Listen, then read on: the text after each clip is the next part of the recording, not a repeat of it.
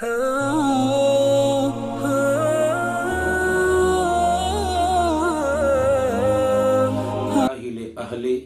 والصلاة والسلام لأهله اما بعد بسم اللہ الرحمن الرحیم۔ کافی ساتھیوں نے یہ اصرار کیا ہے کہ نمازوں کے بعد کن کن سورتوں کی تلاوت کرنی چاہیے۔ فجر کی نماز کے بعد سورت یاسین کی تلاوت، ظہر کی نماز کے بعد سورت فتح کی تلاوت، عصر کی نماز کے بعد سورت نبا کی تلاوت، مغرب کی نماز کے بعد سورت واقعہ کی تلاوت، عشاء کی نماز کے بعد سورت ملک اور الف لام میم سجدہ کی تلاوت۔ سورت یاسین کے 10 بڑے فائدے ہیں، یعنی فضیلت کے اعتبار سے بہت بڑی فضیلت ہے، لیکن احادیث مبارکہ میں بے شمار فضیلتیں ہیں، لیکن 10 فضیلتوں کا ذکر کرتا ہوں۔ حضرت انس رضی اللہ تعالی عنہ فرماتے ہیں کہ رسول اللہ صلی اللہ علیہ وسلم فرماتے ہیں ہر چیز کا ایک دل ہوتا ہے، قرآن پاک کا دل سورت یاسین ہے۔ حضرت عطا بن ابی رباح جلیل القدر تابعی ہیں، فرماتے ہیں کہ سورت یاسین کے پڑھنے سے اللہ تعالی ہر قسم کی حاجت پوری کرتا ہے۔ حضرت انس رضی اللہ تعالی عنہ سے روایت ہے، فرماتے ہیں کہ رسول اللہ صلی اللہ علیہ وسلم نے فرمایا جو سورت یاسین ایک مرتبہ پڑھتا ہے 10 مرتبہ قرآن پاک پڑھنے کا اللہ اس کو اجر دے دیتا ہے۔ نمبر 4، جب انسان آخری لمحات پہ ہو، یعنی موت کے وقت پہ ہو، حضرت معقل بن یسار رضی اللہ تعالی عنہ فرماتے ہیں کہ جب انسان کسی ایسے شخص کے قریب پڑتا ہے جس کے آخری لمحات ہوں سورت یاسین کو، اللہ تعالیٰ اس کی روح بآسانی نکال دیتا ہے۔ ابو ہریرہ رضی اللہ تعالی عنہ سے روایت ہے، فرماتے ہیں کہ رسول اللہ صلی اللہ علیہ وسلم نے فرمایا کہ زمین اور آسمان کی پیدائش سے 1000 سال قبل، زمین اور آسمان کی پیدائش سے 1000 سال قبل اللہ رب العزت نے سورت یاسین اور سورت طٰہٰ کی تلاوت فرمائی۔ نمبر 6، آپ صلی اللہ علیہ وسلم کا ارشاد ہے جو سورت یاسین کو پڑھتا ہے اللہ اس کو شہادت کی موت دیتا ہے، طبرانی میں لکھا ہے۔ حضرت ابن عباس رضی اللہ تعالی عنہ سے روایت ہے، فرماتے ہیں کہ رسول اللہ صلی اللہ علیہ وسلم فرماتے ہیں میری ہر امت کے ہر انسان کے دل میں میری چاہت ہے، آپ صلی اللہ علیہ وسلم فرماتے ہیں میری چاہت ہے میری امت کے ہر انسان کے دل میں سورت یاسین ہو۔ نمبر 8،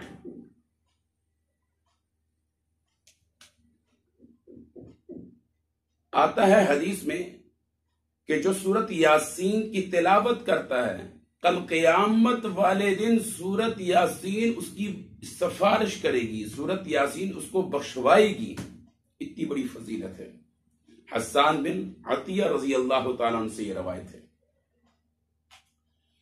نمبر 9، حضرت معقل بن یسار رضی اللہ تعالیٰ عنہ سے روایت ہے، فرماتے ہیں کہ جو سورت یاسین پڑھتا ہے اللہ اس یاسین کی برکت کی وجہ سے اللہ اس کے گناہوں کو معاف کر دیتا ہے، لیکن اللہ کی رضا کے لیے ہو۔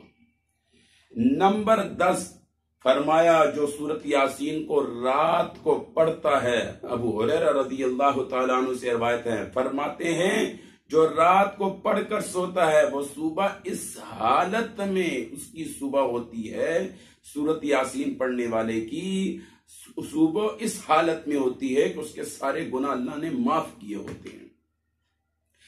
حضرت یحییٰ بن ابی کثیر رضی اللہ تعالیٰ عنہ سے روایت ہے، فرماتے ہیں کہ جو صبح سورت یاسین پڑھے شام تک، جو شام کو پڑھے صبح تک، اللہ تعالیٰ اس کے دن کو خوشیوں سے بھر دیتا ہے.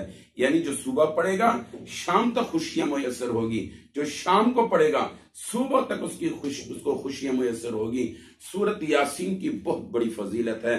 پھر میں نے آپ سے کہا تھا کہ زور کے بعد سورت فتح کی تلاوت کرنا، سورت فتح کی بھی بڑی فضیلت ہے.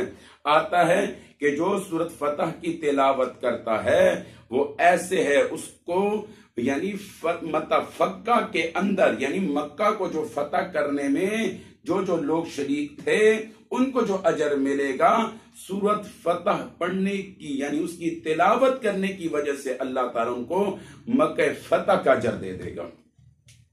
اور ایک آتا ہے فرمایا جو سورت فتح کی تلاوت کرتا ہے وہ ایسے، یعنی اس کو اس چیز کا اجر وہ ایسے ہے جیسے اسی سورت کے اندر اس بات کا ذکر ہے بیت شجر، یعنی درخت کے نیچے جو بیعت کی تھی صحابہ سے آپ صلی اللہ علیہ وسلم نے. پھر ایک موقع سے آیا، آپ نے فرمایا یہ میرا ہاتھ ہے، یہ ہاتھ حضرت عثمان کا ہے، یعنی بیت شجر کا اللہ اجر دیتا ہے.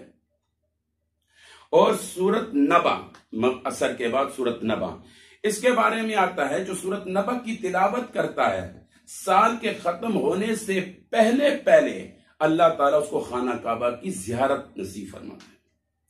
اور مغرب کے بعد سورت واقعہ کی بڑی فضیلت ہے.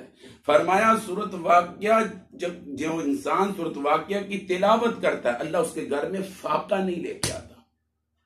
اور ایک واقعہ ہے حضرت عثمان رضی اللہ تعالیٰ عنہ کے دور خلافت میں، حضرت عثمان رضی اللہ تعالیٰ عنہ کے دور خلافت ہے. ابن مسعود رضی اللہ تعالیٰ عنہ بہت سخت بیمار ہیں. حضرت عثمان رضی اللہ تعالیٰ عنہ کے پاس کے عیادت کے لیے، اور بڑی لمبی حدیث ہے، میں مختصر سی. فرمایا کہ آپ میں ایسے کرتے ہیں کسی ایک کو بھیج دو، بیت المال سے آپ کا حصہ مقرر کر دیا جائے. فرمایا کیوں؟ فرمایا آپ کی ساری بیٹیاں ہیں، بیٹا کوئی نہیں. فرمایا کہ میں نے نبی علیہ الصلوۃ والسلام سے سن رکھا ہے جو سورت واقعہ کا اہتمام کرتا ہے اللہ اس کے گھر میں فاقہ نہیں لے کے آتا.